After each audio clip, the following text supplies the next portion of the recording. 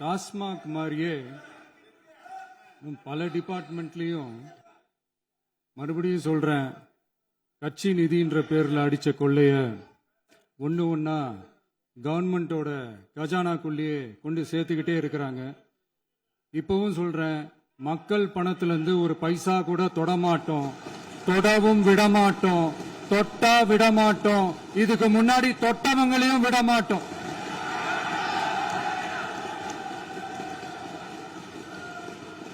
ஒவ்வொரு ஊழலா வெளியில வரும் போலே,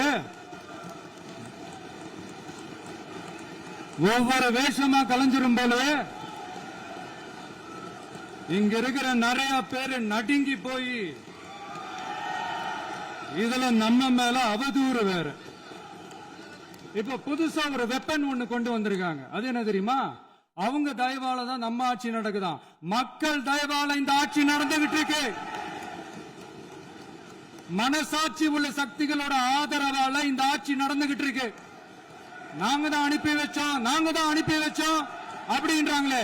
அனுப்பி வச்சவங்களுக்கு மினிஸ்ட்ரியில இடம் கொடுத்தா ஏன் கதறீங்க? ஏன் இவ்வளவு கோவம்? ஏன் இவ்வளவு கதறல்ஸ்?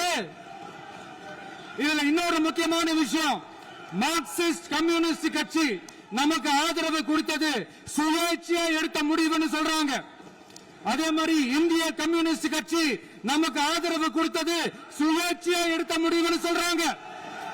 இதுல எங்க இருந்து நாங்க தான் அனுப்பி வச்சோம், நாங்க தான் அனுப்பி வச்சோம்னா புரியலையே. மக்களுக்கு நல்லா புரியும், எல்லாத்தையும் தெளிவா பார்த்துக்கிட்டு இருக்கிறாங்க.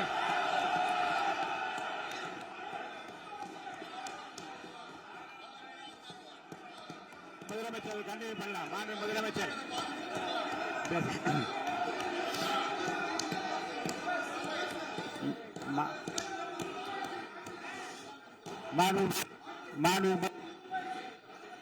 முதலமைச்சர் கண்டினியூ பண்ணலாம். நீ கண்டினியூ பண்ணலாம்.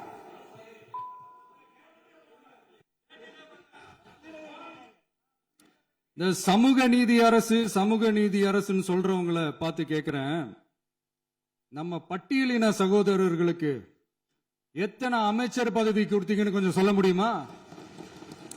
ஆனா நம்மளுடைய அரசுல 8 அமைச்சர் பதவிகள் யாருக்கு?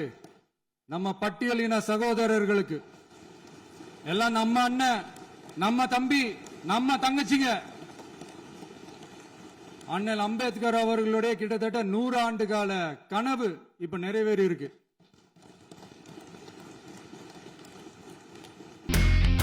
இனி செல்லும் இடமெல்லாம் செய்தி. தந்தி டிவியின் வாட்ஸ்அப் சேனலை ஃபாலோ பண்ணினா செல்ல இருக்கும் இடமெல்லாம் செய்தி. இதோ QR கோட், இப்பவே ஸ்கேன் பண்ணுங்க, ஃபாலோ பண்ணுங்க.